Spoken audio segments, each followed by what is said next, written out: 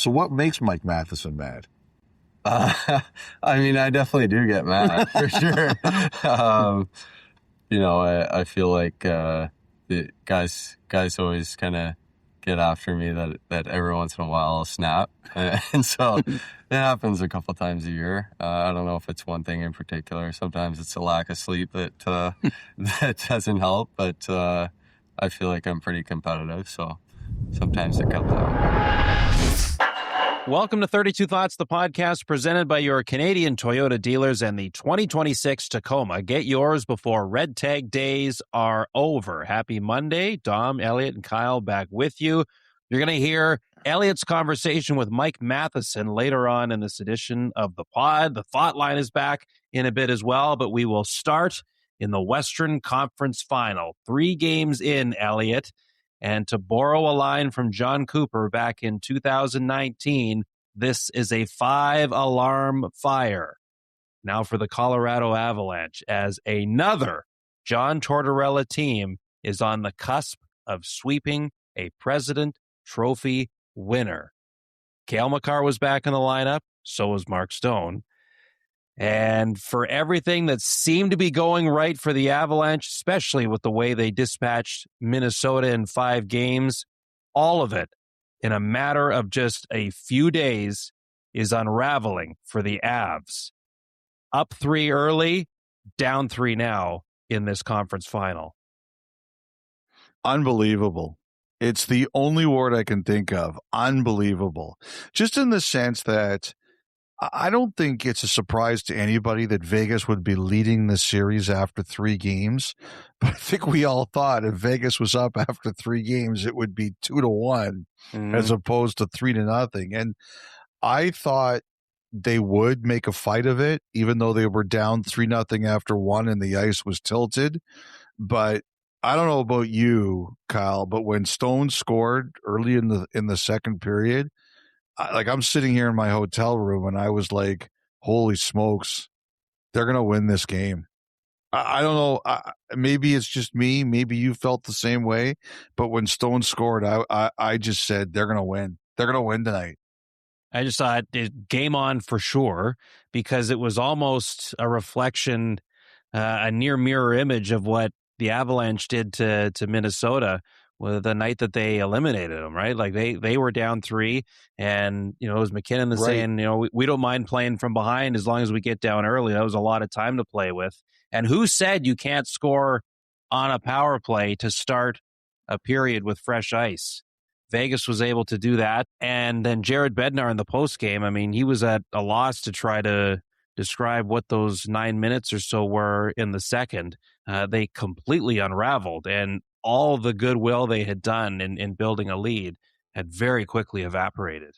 I think that was the most stunning thing to me. I'm not surprised that Vegas would feel confident. We all have moments in our lives, and everybody who's listening to this podcast, you have moments in your life where you feel invincible, right? That no matter what, you're on such a roll and you're feeling so good about yourself that you feel that no matter what you do, it's going to work. And no matter what you attempt, it's going to be successful. And Vegas is in that mode right now. Like they were going to come and they were going to come and they were going to come and they were going to sit there and they were going to say, we believe we can win this game because we're doing so many things so well overall. I think the thing that really shocked me was how panicked at times Colorado looked. And, these are not excuses. Vegas earned this win. Don't even think that I'm trying to use this as an excuse. Makar is clearly not 100%. McKinnon got hurt in the game, and he was clearly not 100%. And it's almost like without Makar for the first 2 games and whatever situation those guys are both dealing with right now, it's that the other players haven't been able to find their way with them not at 100%. With Vegas, they got Stone back and he was excellent in this game. He scored the 1 goal and he made the beautiful play that led to the hurdle goal that put them ahead, that brilliant little tip play. But with Stone out of the lineup, other people sort of take his spot or find ways to do 5% better to make up for Stone not being there.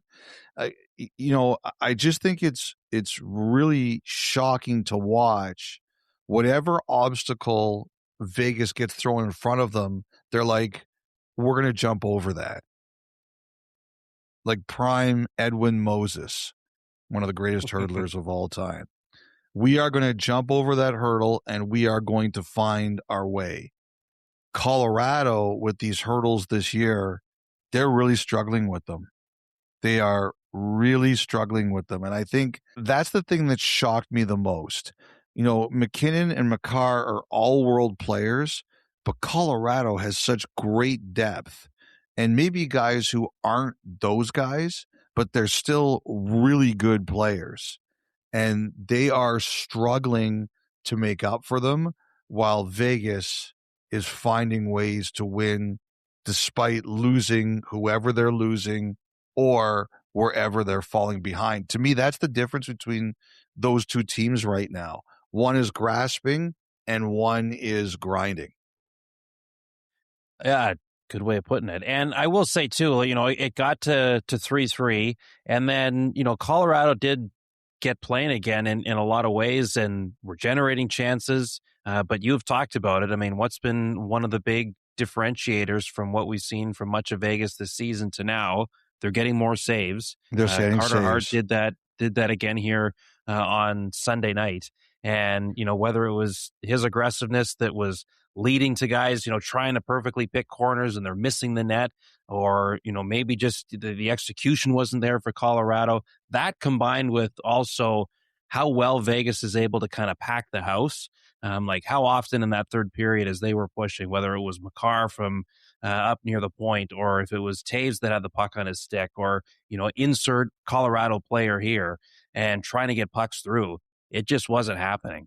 It's really impressive from not just the goaltender, but how they're defending as a group right now when it comes to getting in shooting lanes. It's been really, really hard when they decide to get into that mode, when they've now got a lead like they did in the latter stages of this game. Colorado, for all the talent, they really struggled to just get the puck to the net in the most dangerous of circumstances. I mean, look, you go back in the regular season, Vegas save percentage, .884.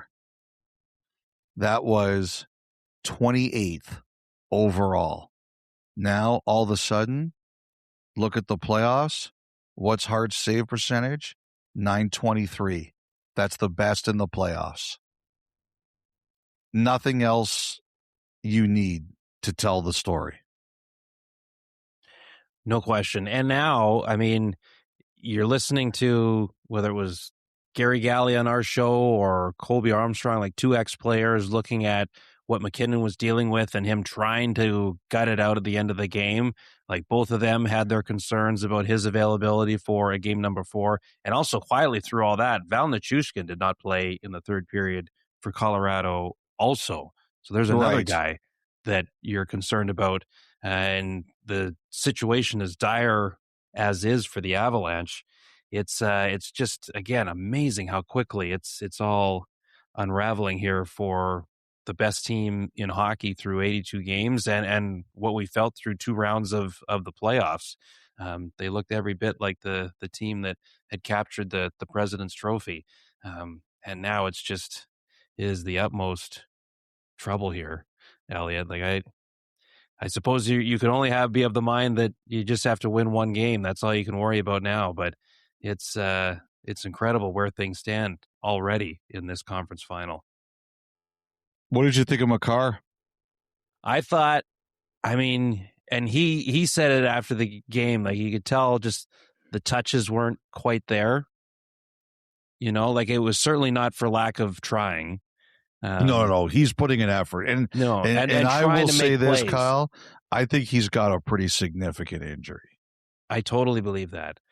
But, like just when he's on, the passes that come off his stick, perfectly placed. Like just little things that are so precise with him.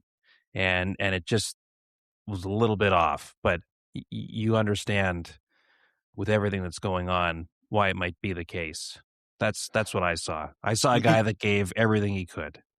I'm with you. On the first face-off, he kind of fumbled the puck a bit and he got hit, and he kind of had a look on his face like already, like he was annoyed. Yeah, he was annoyed. Like on the first play that he kind of got hit because he mishandled the puck a bit, but I agree with you. He gutted it out.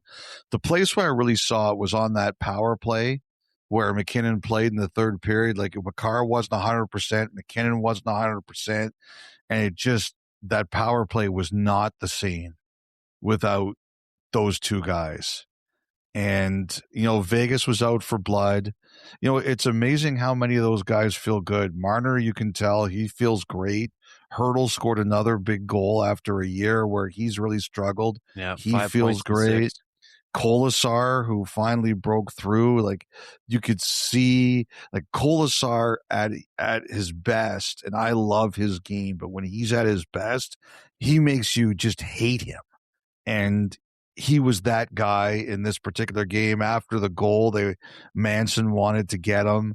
We also wanted a penalty. Well, you know why? I understand why, because Nelson got called for that one early in the game, right? Yeah. So you're thinking if we get called for one, they get called for one. So I understand the frustration, but again, that's not the reason that Vegas won this game. Like, just they surged and the Avalanche didn't. And I mean, it's I got to think Blackwood shows up in game number 4, and I don't think you can pin this all on Wedgwood, but maybe you just try something different. I mean, I don't know, Kyle, do you think you go with Wedgwood because he's been your guy, or do you just try something new? Well, he's made the switch when he notices, a bit of a crack in the armor of whoever he's got in there, right? He's swapped already in these playoffs, and that second goal just looked a little bit off to me, and kind of where he was trying to play the rebound. But I mean, geez, I'm no goalie expert. I wouldn't be surprised if he goes to Blackwood, because you're trying to find a spark here at this point, and maybe a bit of a different look there changes something. Carlson's getting going too. William, yeah, scores, but he's been playing really well. I don't really have a lot more to say, Kyle, aside from that. I'm shocked watching it. Again, not because Vegas is winning. I think we all expected they'd make this a heck of a series, but to see them up 3-0 and win that game in that way, it is just stunning to see that. I'll say something else, Kyle. If John Bartlett and Gary Galley show up at your series. I was going to say, and Sean, I was going to say the same thing. And Sean McKenzie, and you lose game 1, yes, you're doomed. I was going to say, you do everything you can to get them reassigned to a different series. Because this could be 3 sweeps in a row for them. Yeah. Yes, it's incredible. Just one of those years. You lose game 1, you see those guys, you might as well go home. I was thinking the same thing watching that on Sunday. And not a bad reminder, Elliotte, that in the salary cap era, only 2 President Trophy winners have gone on to win the Stanley Cup. I refuse to say this is over because I've seen weird things happen in my life before. The Avalanche are certainly in trouble and potentially in life support. But I refuse to listen to stats like that yet. When it's over, I will listen to that. By the way, just a reminder, the other thing that made me laugh in this game was when Vegas scored the empty netter. I think the person in charge of the horn at the arena, they must have pressed that button for 45 seconds. Well, because in Colorado, they've got a bit of a rep for letting that horn go at times too. Do they really? Goals. Yes. Okay. So I wonder if that was a bit of a taste of their own medicine move. Because I was laughing watching it. I was wondering, I was like, is this person ever going to let go of this button? Is he falling asleep? He was really leaning on it. Yes. But I think they've been known to do that at Ball Arena at what they see as the appropriate times too. So that Okay. can't be a coincidence. Okay, you're I'm right. You got refusing. me. You got me on that one. By the way, I also loved Asia Wilson, the great basketball player for the Las Vegas Aces, the WNBA team there. She was there with her partner, Bam Adebayo, who plays for the Miami Heat. And he was wearing a Golden Knights jersey. And I love that the Florida Panthers called him out on it. They said, Bam, what you doing in the sad flower? The sad flower. And so he did a video with showing he had a Panthers jersey in a bag. I got my Panthers jersey here, making me wonder if he actually went out in Vegas and bought one to get the Panthers off his back. That was good stuff. I like that. Yes, that's the guy. That's what social media is for. Yes. Yeah, I agree. That was fun. Well, Bam and Asia went home happy, as did many at T-Mobile there on Sunday night. That was a huge pop, seeing that empty netter go in and the realization that, wow, they've got the President's Trophy winners down 3-0 here. But not over yet, as you say, Elliotte. Not over yet. Never like to, when you start pulling out those stats, I'm like, not yet. Hey, it's just a reminder. Over yet. Yes. It's just a reminder how difficult it is to be the top team in hockey and carry that through 4 rounds of the playoffs. That is all. That is all I'm doing. All right.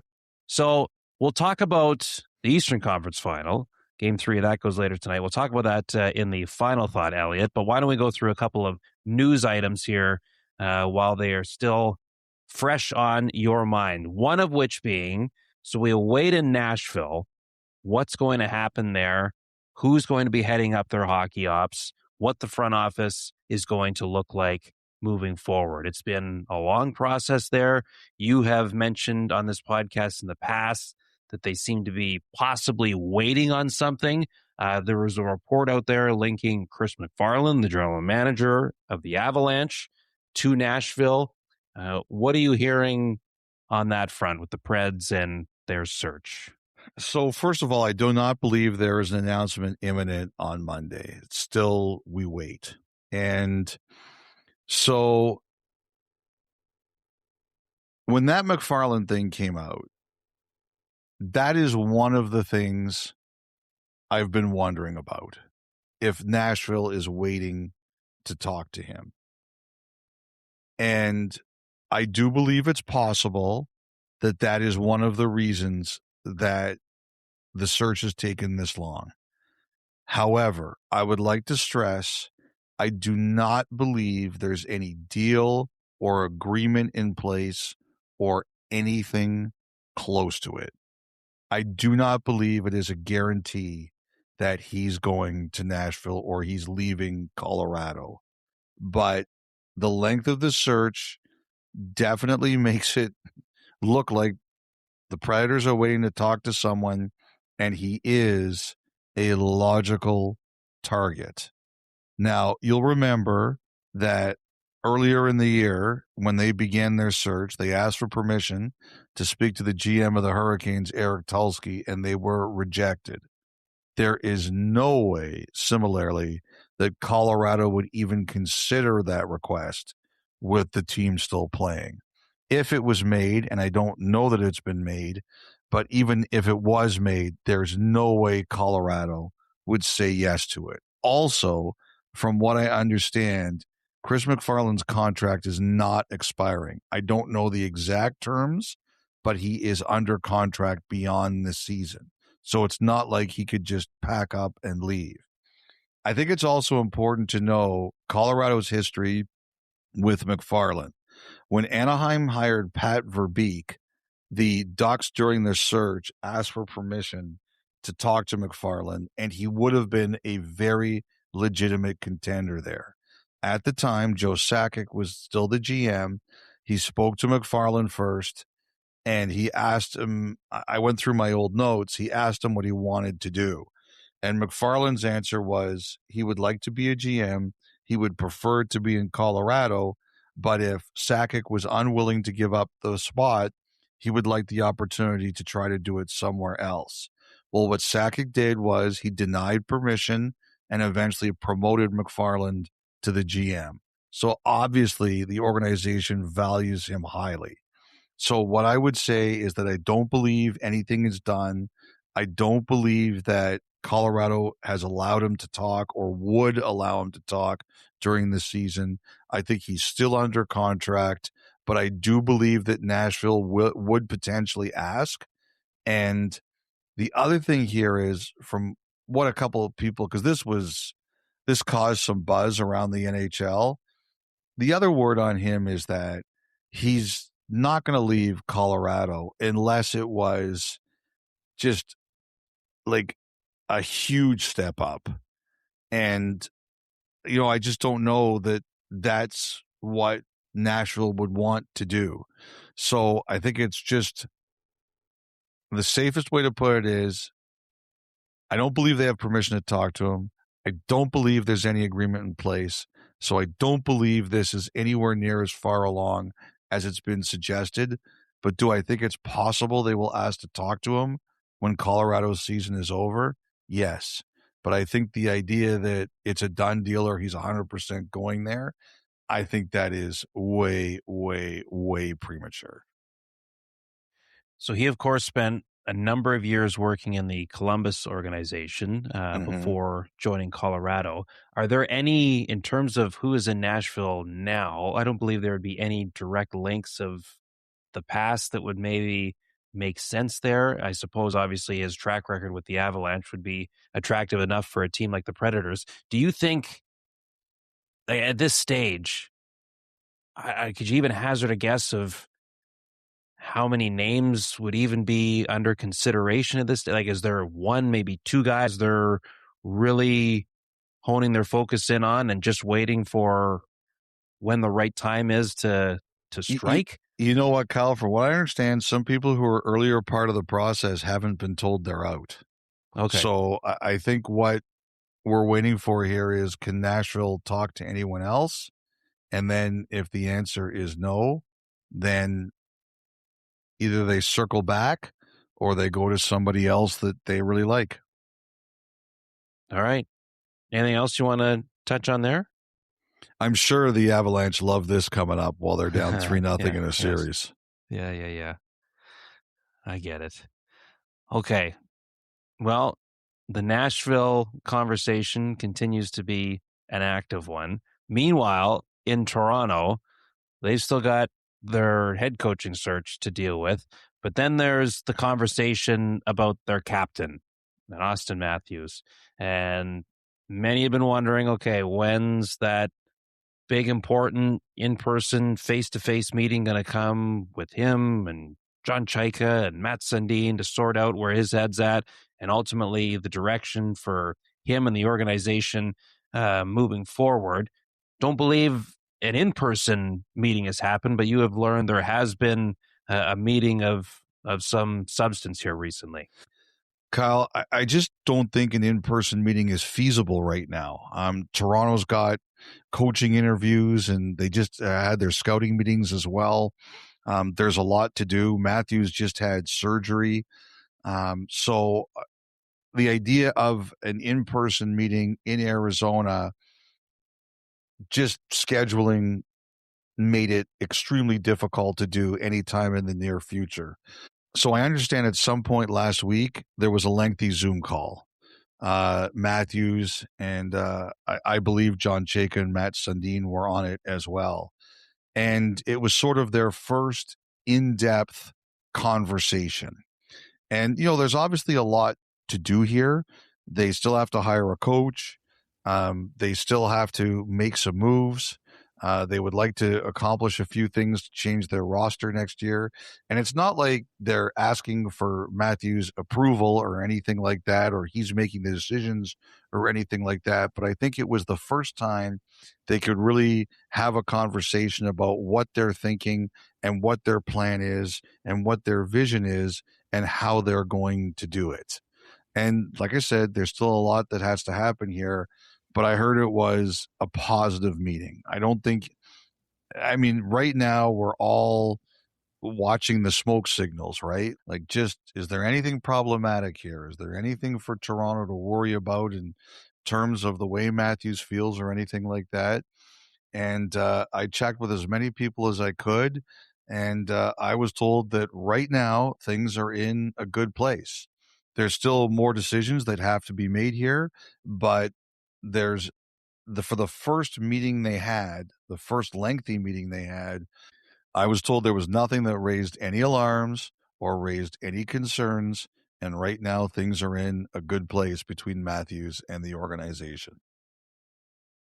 So meaning, should anticipate this is a player that's looking forward to training camp with the organization, that the only one he's known so far in his career.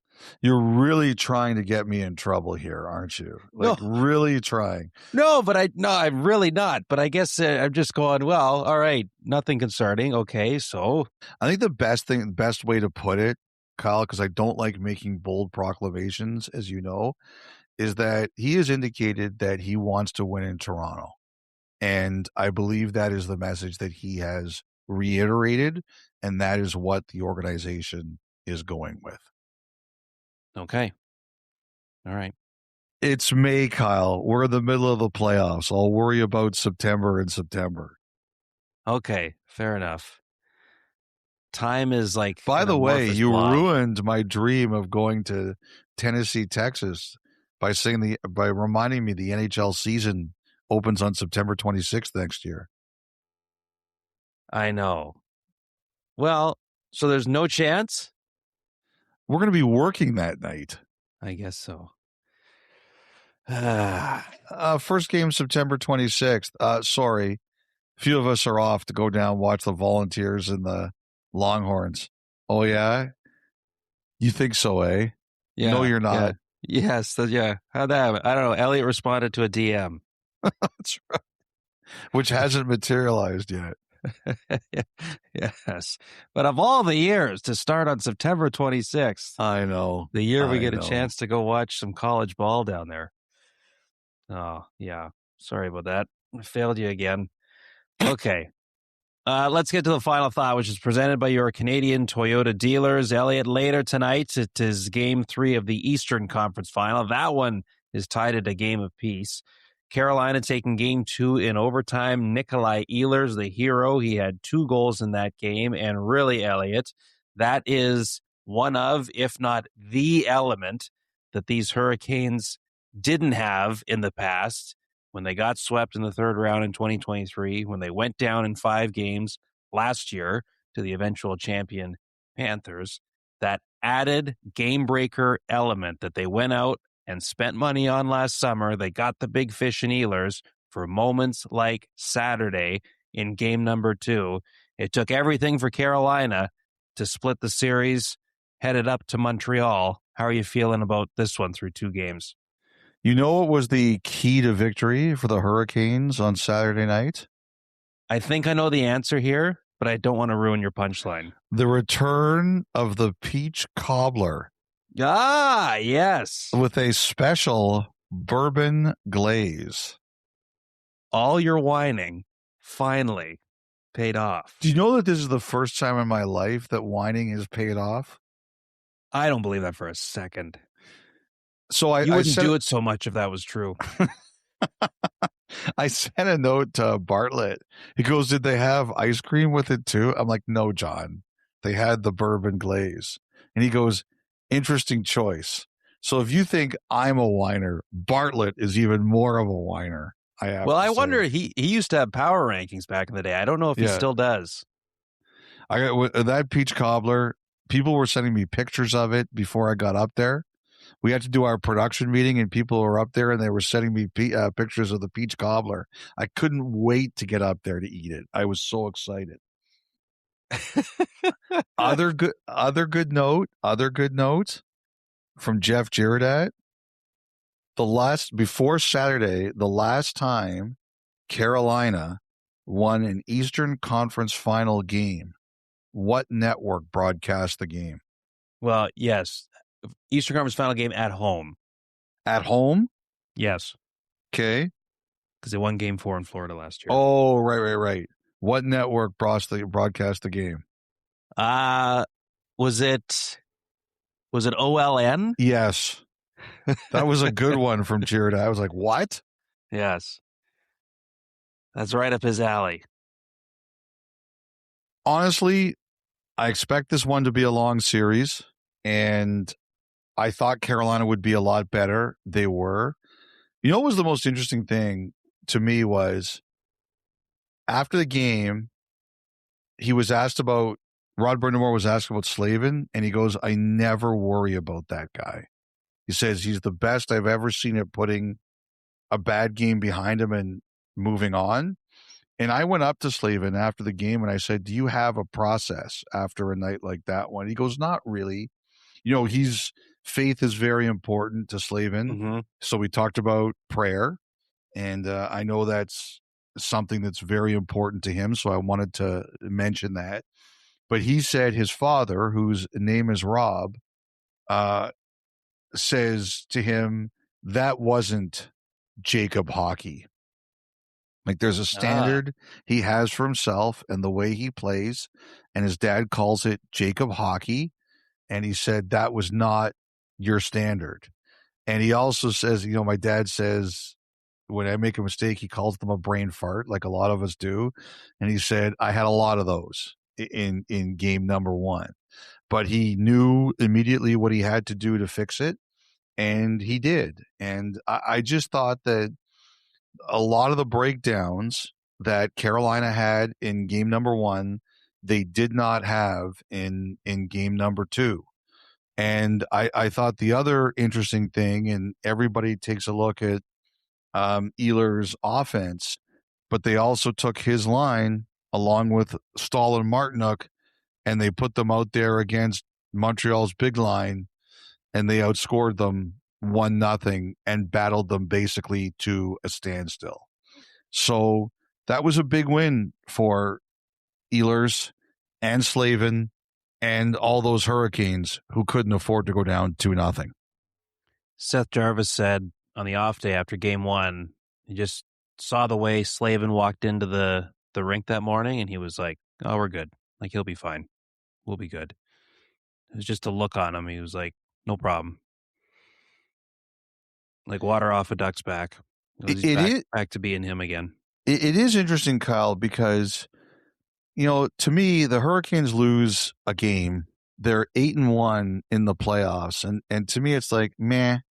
But, you know, someone said to me that Eastern Conference thing, it's very real in the market that they were 1-16 after that game.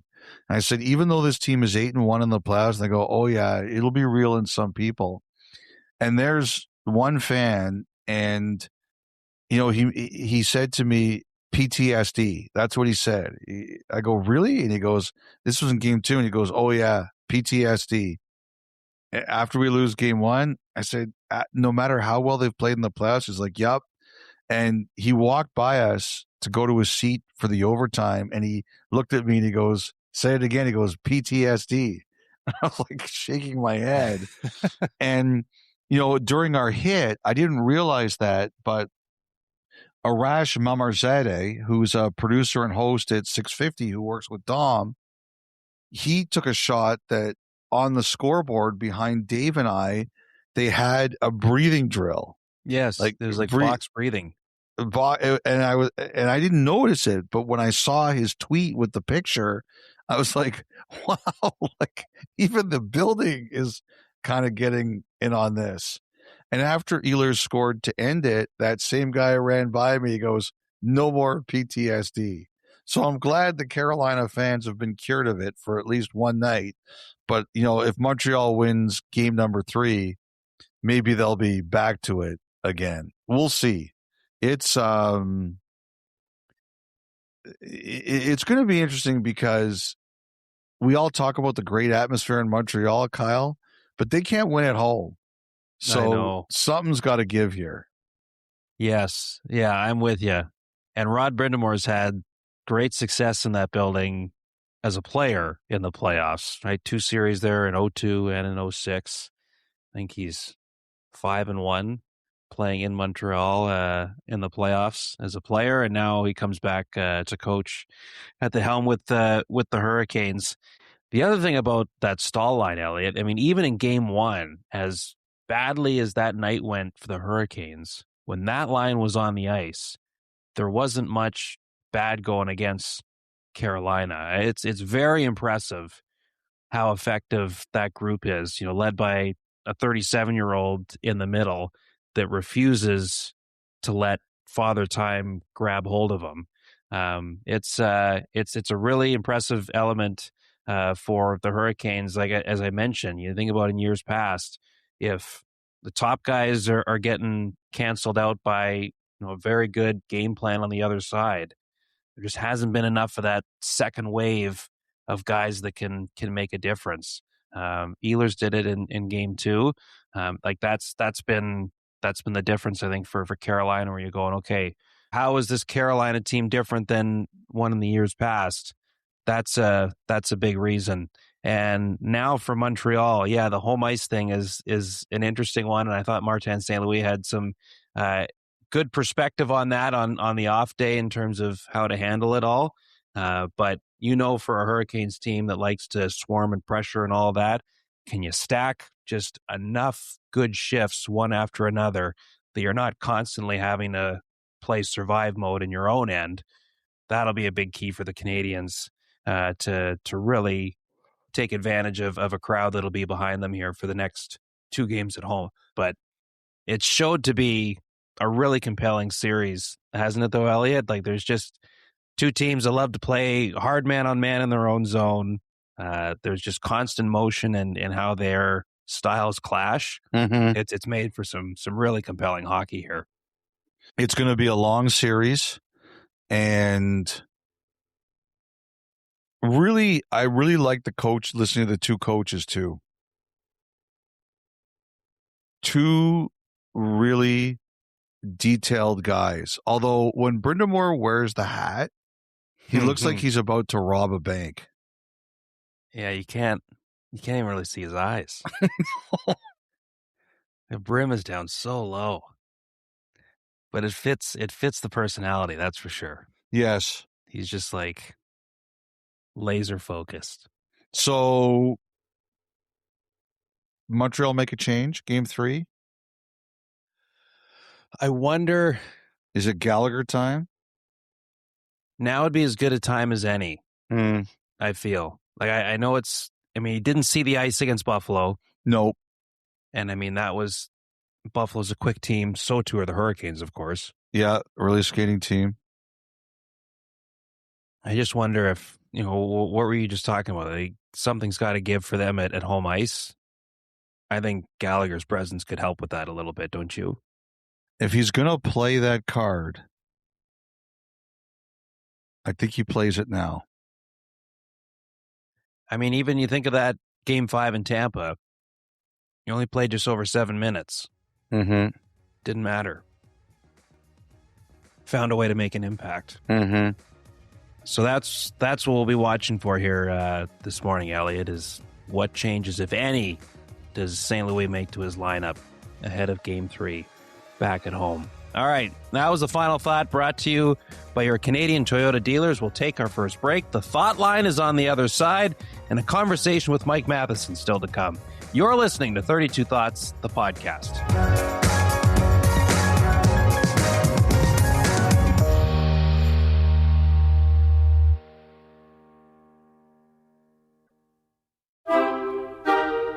Okay, welcome back, Elliotte. No one had as good of a driving day in Montreal on Sunday than Kimi Antonelli did, capturing the Canadian Grand Prix here in Montreal. But Though we were on separate itinerary, travel day went fairly smooth for both you and I. We are in Montreal and ready for a brand new edition of the Thoughtline, and I'm sure you met many a people in your travels on Sunday, getting from Raleigh to Quebec.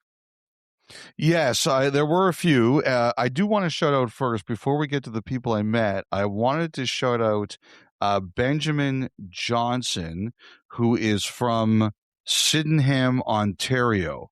So Benjamin is a young player. He and his team, the Frontenac Flyers, won the under-15 OMHA championships, that's in Ontario, about 6 weeks ago. And since then, he's undergone some health challenges. So I just wanted to shout out Benjamin and his father, who's a member of the Canadian Armed Forces. His mother is a nurse. Your Aunt Abby mentioned this to me, and I just wanted to wish you all the best, Benjamin, and all the best to your family. Okay. A couple other things. First of all, a few of you have sent us notes saying, hey, you forgot to mention the Alexiaks and the sibling thing. We did mention it, but just in case you missed it, I wanted to make sure that you realized we did recognize the horrible omission of the Alexiaks. I did get a couple more. A few people, Kyle, said you should recognize Taryn Tkachuk, Matthew and Brady's sister, the great field hockey player. That's another pretty obvious one we missed. And even though we were talking about non-hockey players, since we did mention some, we got Drake and May Batherson. May, of course, plays for the Minnesota Frost of the PWHL. Okay, shout-outs. I don't remember who did this, Kyle, but I did laugh. You'll remember this one. Someone came up to me and you, and they said hi to me, and they said, and hi to you too, the other one. Where was that? Was that out front of the Canadians Hotel in Raleigh? It must have been. It must have been. Because there was, you got that, and then moments later, a Canadians fan walked up to me and said, as I was laughing at you, a Canadians fan walked up to me and goes, hey, Stank. Yes. Evening the score because you were so happy. Yes. We're on our way to a very heavy lunch. Yes. So that lunch screwed up my workout, by the way, Kyle's lunch. Okay. So PJ, who's a member of the Carolina staff, I wanted to shout him out too. Other people we met, Ian McNally was from Guelph, Ontario.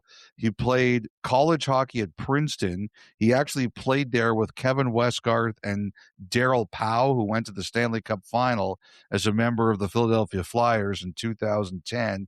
Ian took his son Finn to game 2. Justin and Stefano from Richmond.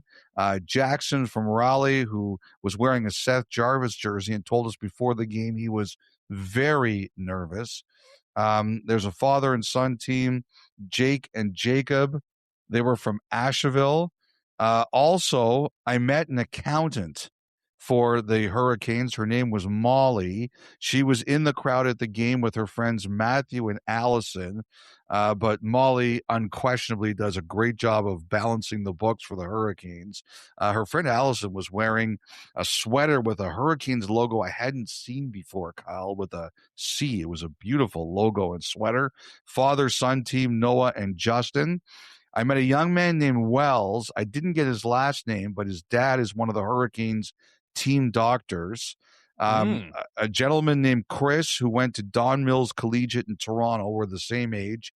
I went to York Mills. He went to Don Mills. Those schools are not far apart. His son is a big Flyer fan, and they went to one of the games between the Flyers and the Hurricanes that the Flyers lost, devastating his son. Chris, really good guy. It was funny. One father and son group I met were JP and Thomas. They're from Quebec City, but they went to a couple of the games in Carolina. They've become Hurricanes fans. I said, and the father, JP, said he used to be a Nordiques fan. And I said to him, could you ever cheer for the Canadians? And he laughed and said, no, I can't. I never could. So it was just pretty funny. Like, that is a true Nordique fan. You are hardcore through and through. I also wanted to, Dom, you had your buddy's wedding on Saturday. What happened to you? Well, me and a few of the other people at the wedding were having drinks after dinner at the reception outside on the balcony. And out of nowhere, we got bombed by seagull poop at the table. Oh, no. Multiple casualties. I mean, it was everywhere. Some dresses were ruined. Some suits were ruined. And the smell was just sickening. But we made the best of it that we could. I mean, we cleaned off the bath and we kept on with the night, but it was disgusting. Were you hit? My drink was hit and my hands were hit. My girlfriend got the worst of it. Her dress took a pretty big hit. And so what did you do? A lot of cleaning.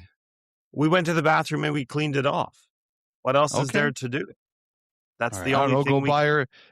Go buy her a new dress or something else to wear. Well, is that an option at that hour? No, probably not. Okay.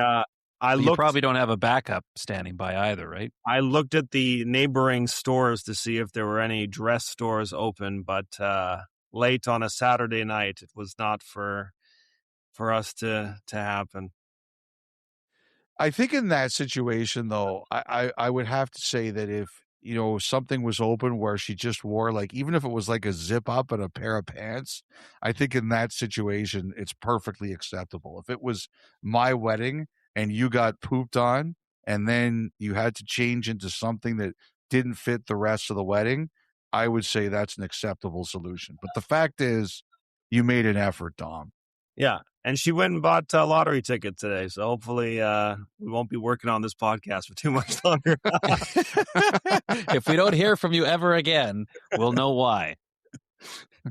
Well, did you have a good time?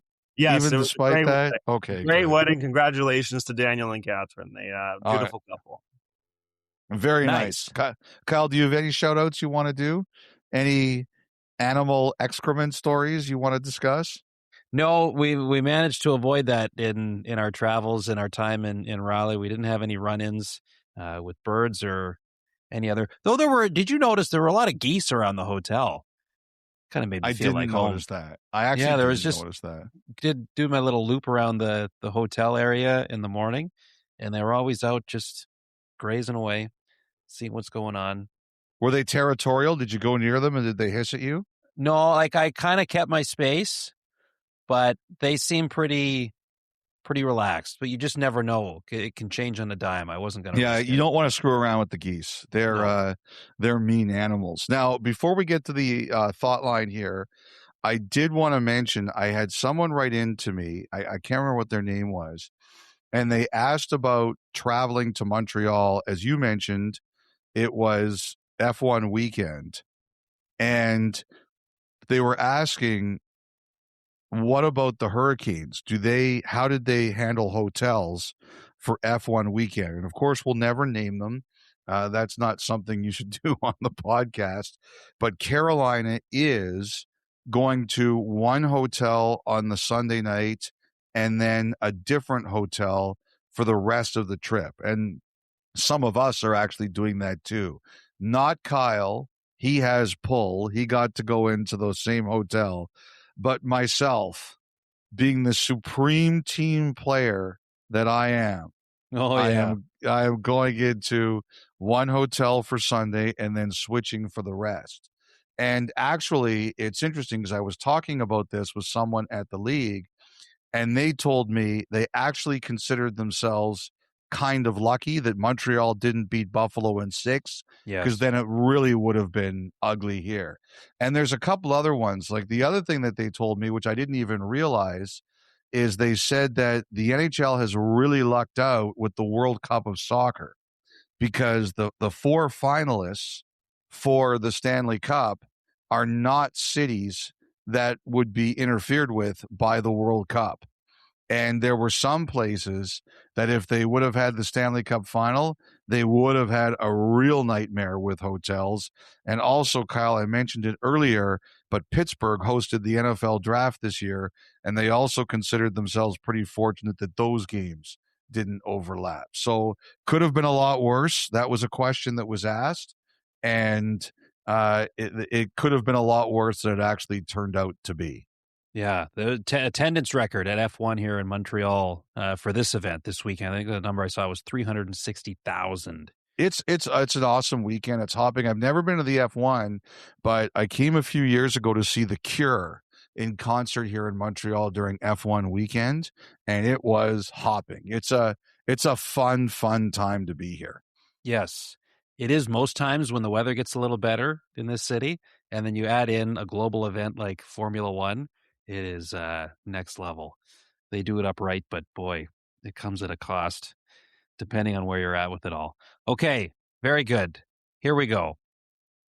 The main course, the thought line. We begin with Neil. You remember he wrote into the last thought line. He acknowledged me. He acknowledged Dom, but he left you out. You were not happy about it. Yeah. So he wrote back. He said, thanks for the response to the question today. Tell Elliotte beers are on me at the 529 in Winnipeg in October. Have a great summer. I hope to be there. I love the 529. Great restaurant. Bet he knew that. I bet he knew that. Great restaurant. Remember the Canadiens fan that sent in a note to the thought line that included the screen grab of his text conversation with his girlfriend living in France. Yes. And he was up watching Game 7 in overtime, and she was not happy with how loud he got. Yes. So Brian from London in the UK had a response, not to us, but to that Canadiens fan in France. Here it is. Dexter, my man. A bit jealous you live in Paris, but I am lucky that life in London allows me a 1 hour advantage on time zones, but that's only for my sleep. At 3:52 a.m., Game 7, overtime winning disturbance of my girlfriend provides a shared experience. I promise you that. And despite what Stank says, she does not understand. She does not get it. You and I are on a shared path with this magical team, and for us, it is a lonely path. Morning talks of, I thought we discussed taking care of yourself and respecting our sleep can only be known by those of us living abroad. Just remember, you are not alone. Go Habs go, my friend. Carry on. P.S. Stank is a little correct. Always do something nice. It's the least we can do. And thanks to Elliotte, Kyle, and Dom for always keeping us informed and entertained. Listen to me, okay? Listen to me, Brian and Dexter, okay? Look, at your base, you guys are both right, okay? You're huge fans. I get it. I've been there. I understand. We've all been crushed by our teams, and when you have your moment to celebrate, you celebrate. I'm just saying, if you're like me and you have outkicked your coverage more than you deserve, you still bend over backward just to show that you get it. Nice. Am I wrong, Kyle? Am I wrong? No. I gotta tell you, you struck a chord with me. I can relate with that on a multitude of levels, and I don't disagree with any of it. You are onto something, and I'm sure others out there feel the same way. You're right, but you can still make it a little bit better. That's good. Look at Canadiens fans connecting all over the world through this. That's great. Okay, Matt. Hello, gang. I'm Matt, reaching out from North Sydney of Cape Breton Island. Okay, I have a question. Nice. Yeah. I have a question regarding offer sheets and the league's tampering rules. When a player becomes an RFA, restricted free agent, do GMs, coaches, etc., have full opportunity to talk to said player? Are there still some restrictions or monitoring? If so, what does that process look like? Thank you for the insight, laughs, and erect nipple advocacy. Wow, I haven't heard that in a while. Matt, Cape Breton's lone Panthers fan. Oh, man. Well, I'm sure there's some Is he people starting to scheme on behalf of Bill Zito here, perhaps? Well, you know what? I'm sure there's some people out there who have migrated to them a bit. Brad Marchand, right? You know, the Maritime provinces, Yes. very proud of their own. I'm sure there's a few more because Marchand is there and he's won there. So, Matt, you might have been all by yourself, but I'm sure there's a couple who gravitated to you. Anyway, Matt, your timing is excellent because last week, the NHL and the Players Association sent out their term sheet, which is basically the rules for salary arbitration, offer sheets, free agency, things like that for next season, 2026-27. And the way it works is it tells you that if you're a restricted free agent, you may make contact with other clubs starting June 30th, but nobody can sign until the opening of the signing period, which is at noon on July 1st, noon Eastern. So there's your answer. Starting June 30th, teams may talk to any restricted free agent, but nobody can sign until July 1st. So that's how it works. Once that date hits, anyone can talk to a restricted free agent. Anytime before then, if caught and proven, would be considered tampering. If caught. If looked into. If taken seriously. Can I tell you something? There's Yes. one guy in this league who won't even talk to me because I mentioned the word tampering anywhere near him. So some people do take it very seriously. Okay. All right. Good timing, Matt. Thank you for that question. Yeah. Okay. One other one here. Emma from Waxahachie, Texas. Now, I'm not too familiar with this town, Elliotte. Mm-hmm. So I went online and on YouTube, I watched 3 different videos of here are the pros and cons, or here's why you should move to this town. And there were 3 slightly different pronunciations of Waxahachie. So Okay. I'm going with that. And if I'm slightly off, I'm sorry, but I tried. I remember the only reason I know that town is there was a wrestler named Dick Murdoch who was from Waxahachie, Texas. And when they introduced him, that was the way they pronounced it. Out of curiosity here, Kyle, what were some of the positives and negatives of moving there? Well, I'll be honest. Once I heard the pronunciation of the town, You just I moved on to stopped the it. next one. I'm not actively looking to move there. So I didn't go any further. Now, Time is that's at a funny. premium. I stopped. I got 15 seconds in. And I was like, okay. And then I wanted to cross-reference with a few others, and they were all slightly different. So it only further confused me. Dick Murdoch. What Yeah. circuit was he part of? So Dick Murdoch was he was a guy. He was an old territory guy. Do you know the American Dream, Dusty Rhodes? Are you familiar Of with course. him?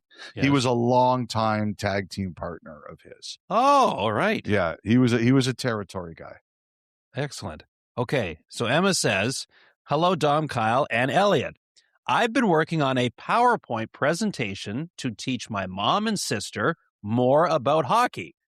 Nice. And when I got to the slides about special teams and the penalty kill, it sparked my curiosity about shorthanded goals in the playoffs. I think I read somewhere that only 8 to 10 shorties are scored per 100 games on average. So my question for Elliotte is this. Can you think of any series-clinching goals that were scored shorthanded? Any to win the Stanley Cup? Love listening to y'all, and go wild. And she finishes with, I'm originally a Houston girl, so I despise all Dallas sports. Well, I can understand why she's probably a Wild fan too, because the Wild's minor league team used to be in Houston. Right, the Arrows.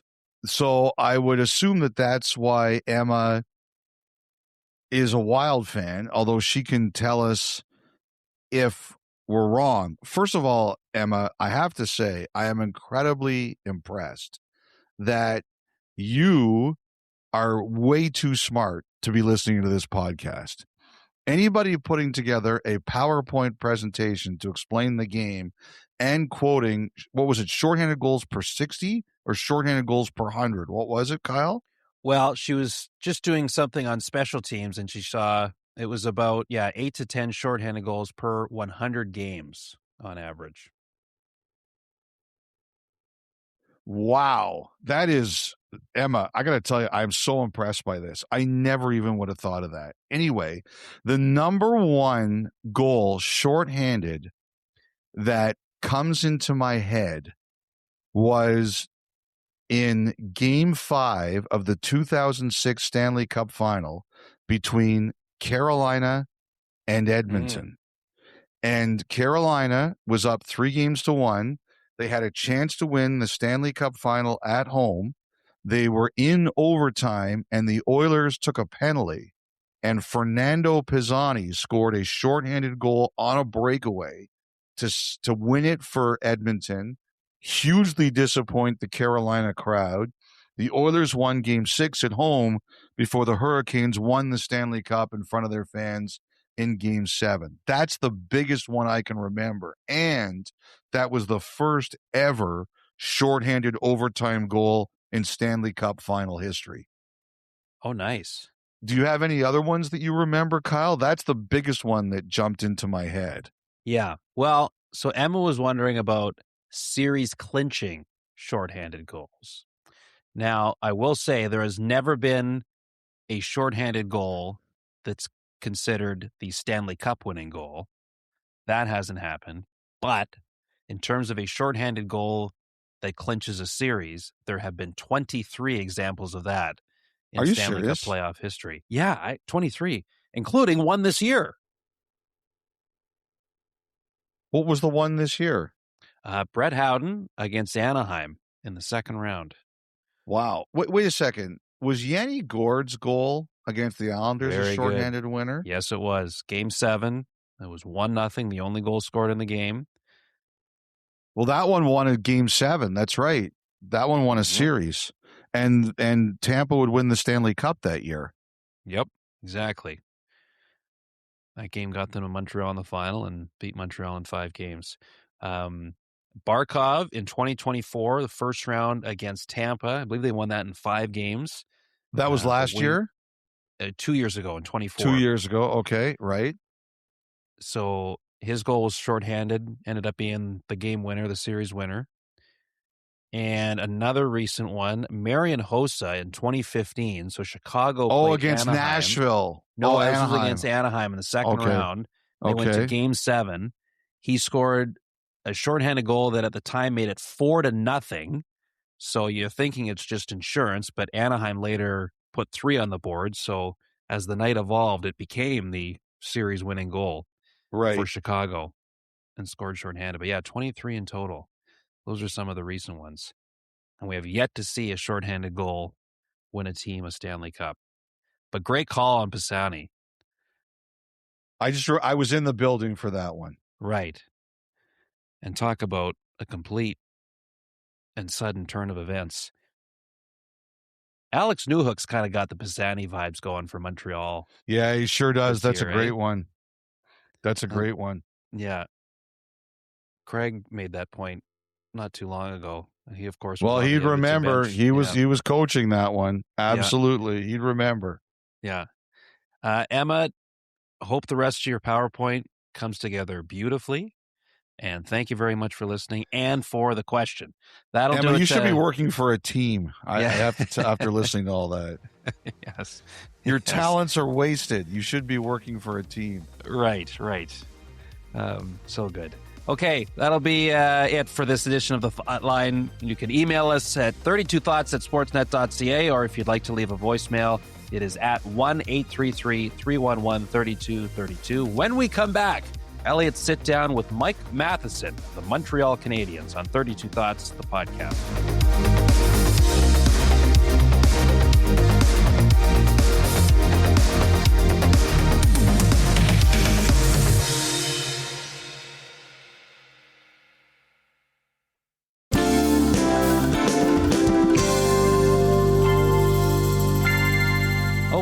as promised, the other day, Elliotte had a chance to sit down on the off day with Mike Matheson, defenseman of the Montreal Canadiens. He grew up on the West Island wearing Montreal colors. When he signed his extension back in November, he said ever since he was a kid, all he wanted to do was to wear a Canadiens jersey. He continues to do so, and doing so in the playoffs. He's not a kid anymore, but he has kids of his own. In fact, his wife, Emily, in between rounds 2 and 3, gave birth to their third child, a baby boy named Miles. You'll hear a little bit about that and a whole lot more. You may have heard and seen part of this conversation, the pregame show leading up to Game 2 of the Hurricanes and the Canadiens.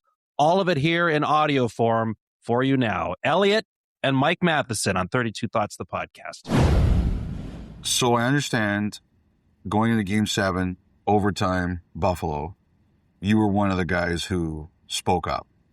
What'd you say? Yeah, a little bit. I mean, I feel like we've got a lot of guys that like being vocal in those situations, but I felt like we were a little nervous. They'd been kind of all over us for a couple periods, and we didn't quite have an answer for it. And so the thing I wanted to get across was just that, look back at your 8-year-old self and ask him how he'd be feeling, and just kind of remind yourself that this is exactly what, whether you're on the outdoor rink growing up or playing ball hockey, you'd be pretending you're in this situation, Game 7, going into overtime.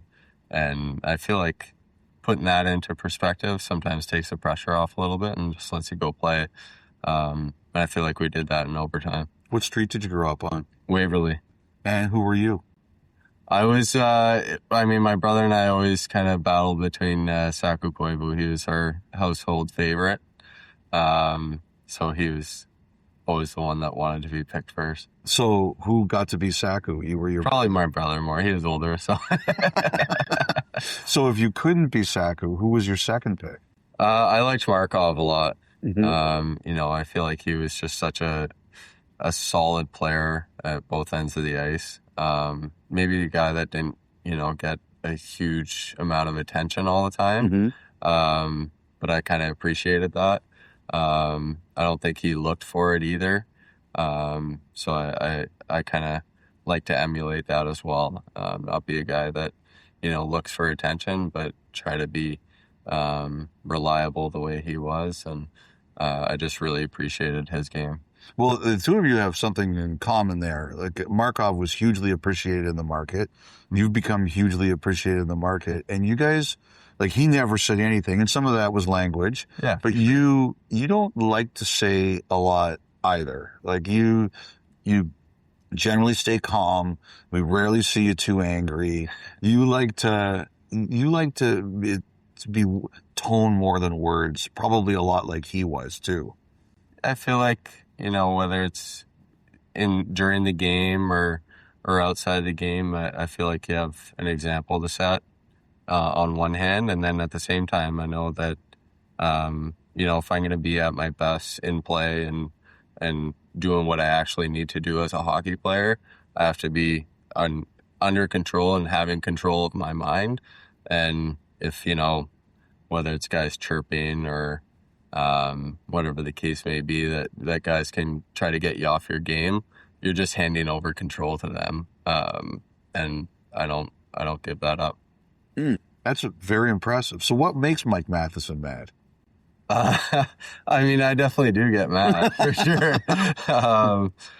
I feel like the guys always kind of get after me that every once in a while I'll snap. And so it happens a couple times a year. I don't know if it's one thing in particular. Sometimes it's a lack of sleep that doesn't help, but I feel like I'm pretty competitive, so sometimes it comes out. Well, you're going to have a lack of sleep now for a good reason. Emily, your third child? Yeah. Miles? Yeah. Okay, so you said it's boy, girl, boy now, right? Yeah, exactly. So, like fatherhood for the third time, right in the middle of the playoffs. Normally hockey players try to avoid that. Mm-hmm. What I guess is the balance of wanting to be supportive, wanting to be a good dad to a newborn, and trying to win a Stanley Cup all at the same time. Yeah, it's hard to balance for sure. I'm so committed to being the best hockey player I can possibly be, and I'm committed to that every single day of the year. But at the same time, I don't think there's, it's not a coincidence that I've played my best hockey ever since I became a parent. I feel like beforehand it would consume me, and it's all I could think about. Bad game, I couldn't let it go, and stuff like that. And now, I mean, I leave the rink, I have responsibilities to be the best version of myself for my kids and my wife, and I feel like that's helped me a lot. But at the same time, it was a crazy whirlwind after Game 7 in Buffalo to fly right back and then get to the hospital at 7 a.m. the next morning.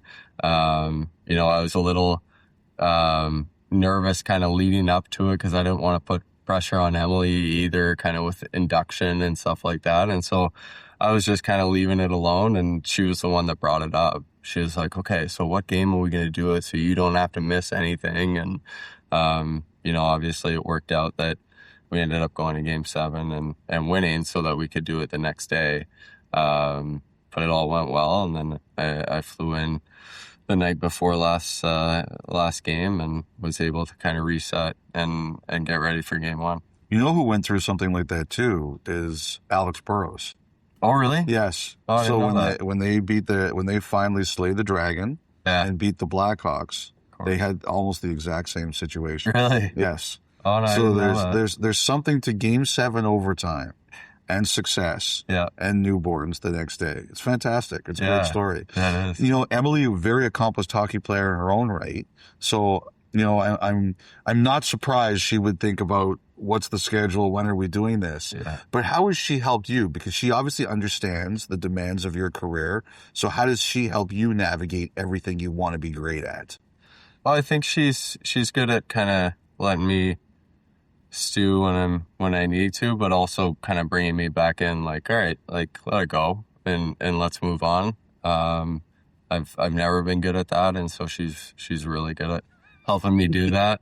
But no, I think definitely the aspect of her having a really good career and being in the thick of it herself, and really you talk about getting it and what is it, but it's just little things like, she gave birth at 8:30 and we kind of started trying to get to sleep and stuff like that, and I was trying to be a good husband and good dad and wake up and help her when Miles started crying and needed a new feeding and stuff, and she kept yelling at me, well, not yelling, but telling me to go back to bed because I had another game coming up, right? And I think that's pretty selfless to be in that moment where she just gave birth and can barely get up because she had the epidural still kind of working, and to be thinking of, okay, well, you have another game in less than 48 hours that you need to get ready for. So I feel like that level of support is pretty special. We were talking with Alex Newhook before, and his sister Abby is a heck of a player too. And he was saying that sometimes you guys do talk about what it's like to have other people in the family who understand and sometimes can say you guys can bounce things off of. So I wonder, like, does Emily ever talk to you about your game, or do you ever bounce things off her? Because Jacob Slavin has said his sister helped him with stuff before. So how much do you guys talk about that? Yeah, I think, she always says, like, she doesn't watch the play a whole lot. She watches my game, and so she sees everything and doesn't miss anything. So what does she say? So I think, like I said, she knows when I need to just hear, like, good game, get the next one kind of thing. And, we've also spoken about little parts of my game where, she has a very good eye for that kind of thing. And I think in the future, I think she'd be really good at helping players because she has a good eye for, little things in a game that doesn't seem like much, especially for defensemen. She was a defenseman too, that doesn't seem like it would affect your play that much, but it just makes the game so much easier. And so she'll kind of give me advice in those areas a lot, and that helps. Is there a particular example of something that you do well now that she really helped you with? I'd say just being so aware like around the net of, we play man on man. So it speaks to that system of just being so aware where your man is at all times and kind of having the ability to, every once in a while, you need to flat out hit a panic button and react and sell out, and so you might be aware of where your guy is and when your teammates might get beaten, and just do everything you possibly can to make a play happen to disrupt. It's that aspect is a little bit vague, but just within that ideology, I feel like she's helped me a lot. That's really interesting stuff. It must be funny though. Like in the morning, you're all over Marty St. Louis clips, and you get home and you're all over Emily's clips. Yeah, no, we're not breaking down video. That's for sure. A couple more for you. First of all, one of your teammates paid you a really big compliment. And they just said that it's a younger player, and they said they understand that hockey's a great game, but hockey's a business too. And they said that this year, you had to wait a little bit while a couple other things got sorted out, but you never complained, you never made it an issue, and nobody in that room ever thought it was going to be a problem. And they just said, they said that when my time comes, I hope I'm as professional about it as Mike was. Wow. What does that mean to you? Yeah, that's really special to hear.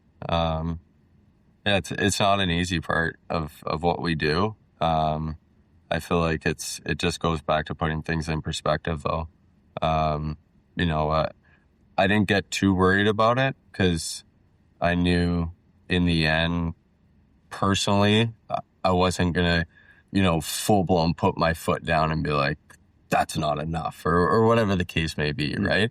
I knew for myself, my biggest priority was staying in Montreal, hopefully for as many years as I could get out of the contract, just because I felt like we were building towards something. We had been for a few years, and I feel like this team for the next however many years is going to be at the top of the league, fighting for what I hope to have a chance to accomplish. And my nightmare was to kind of go somewhere else, even if it was for more money, and then just watch this team accomplish that and be somewhere else and not doing it. So it's like I said, it's not the easiest part, but I think it helps reminding yourself why you do what you do, and worry a little less about the business side. Last one for you. I have seen newborns in the Stanley Cup before. Have you envisioned putting Miles in the Stanley Cup? A few times now, yeah, definitely. That'd be pretty special. Our thanks again to Mike and the Canadiens for carving out some time in the middle of the playoff run for Montreal. Speaking of Montreal, later tonight in the pressure cooker that is the Cauldron of the Bell Center. It's Game 3 of the Canadiens and the Hurricanes. Hockey Central pregame show will be on the air at 7:30 Eastern, 4:30 Pacific time on Sportsnet, leading into puck drop a little after 8 o'clock ET from Montreal on Sportsnet and CBC. That series tied at 1. Montreal again earning a split on the road to begin a third consecutive series. Going to be a lot of fireworks. Should be a great atmosphere and scene, as it has been all playoffs from Montreal. That is it for this edition of 32 Thoughts, the podcast. Thank you so much once again for listening to us through this playoff run we have been on. The next time you will hear from Elliotte and I, and from Dom, will be on Wednesday. Have a great start to your week.